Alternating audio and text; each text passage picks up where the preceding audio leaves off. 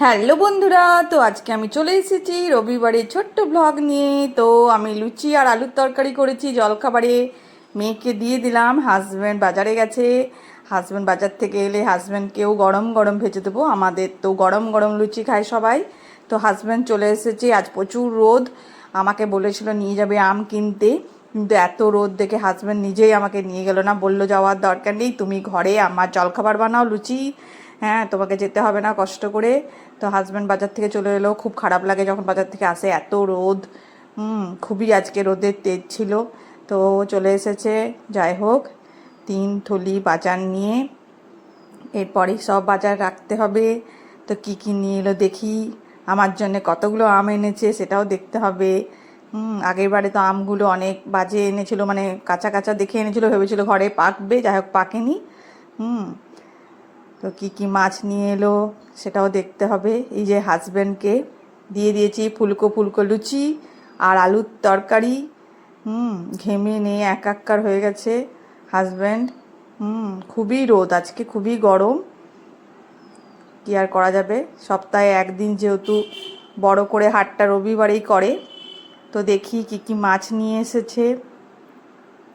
পিঁপড়ের ভয়ে আমি মাছগুলো সব জলের মধ্যে চুবিয়ে রেখেছিলাম, তো দেখো ওই জন্য জল ঢুকে গেছে মাছের মধ্যে, না হলে পিঁপড়ে লেগে যাচ্ছে এখন গরমকাল বলে। আর আমি বলেছিলাম যে মৌরলা মাছ নিয়ে আসবে, তো তার জন্য অল্প নিয়ে এসেছে, ওরা পছন্দ করে না খুব একটা খেতে, আমার আর মায়ের জন্য বলেছিলাম। আর এটাতে দেখি কি আছে, তো একটুখানি মাটন এনেছে। তো এই হলো আমার মাছ আর মাটন। আর সবজিগুলো এরপর আমি আজার নিই। আলু পেঁয়াজ প্রচুর লাগে, কারণ সারা সপ্তাহের তো প্রচুর আলু পেঁয়াজ একেবারে এনে দেয়। আর এই দেখো আম নিয়ে এসেছে,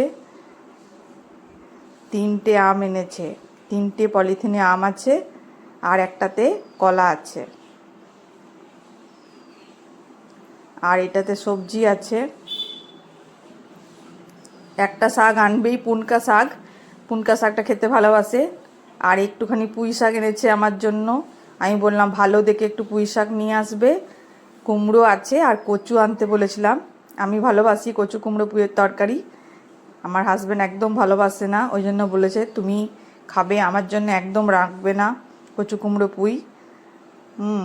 খুব বিরক্ত হয়, একটি শাকই ভালোবাসে পুনকা শাক, ওই শাকটি প্রতি হাটেই নিয়ে আসবে পুনকা শাক। আর আমি বলি একই শাক আনো, অন্য কোনো শাক আনো না, তো যেটা বলবো সেটা এনে দেবে। তো আজকে এনেছে এই যে পুঁই শাক, আমার প্রিয় পুঁই শাক এনেছে। আর এই যে কচু এনেছে, কচু কুমড়ো পুঁই করব, ঘরে কুমড়ো আছে। তো সবজিগুলো এরপর রাখবো, মা আলু পেঁয়াজটা রেখে দিচ্ছে। দেখো এইদিকে আমি শাকটা কেটে বসিয়ে দিলাম, ভাত বসিয়ে দিলাম, ভাতটা বসিয়ে দিলাম আর শাকটাও বসিয়ে দিচ্ছি। পুনকা শাকটা আজকেই করতে হবে, যেহেতু আজকেই হাজব্যান্ড ঘরে থাকে, বললাম হাজব্যান্ডের প্রিয় শাক পুনকা শাক। এদিকে হাজব্যান্ডের স্নান হয়ে গেল, হাজব্যান্ড স্নান করে এরপর শুয়ে থাকবে, শুয়ে শুয়ে মোবাইল দেখবে। আর একবার এর মাঝখানে রেশন গেছিলো। আর এই যে মা মৌরলা মাছটা বেছে নিচ্ছে, মাকে বললাম তুমি বাইরে গিয়ে মৌরলা মাছটা বাছো, এটা তো বটি করে বসে কাটতে হবে। আর মাটনের ডিপার্টমেন্টে আজকে আমি নেই, আজকে মাটন রান্না করবে আমার মেয়ে। হাজব্যান্ড বলেছে মেয়েকে তুই আজকে মাটনটা কর, এই জন্য আমি আজকে নেই, আমি ভাত আর শাকটা করে চলে যাব আর মেয়ে মাটন করবে।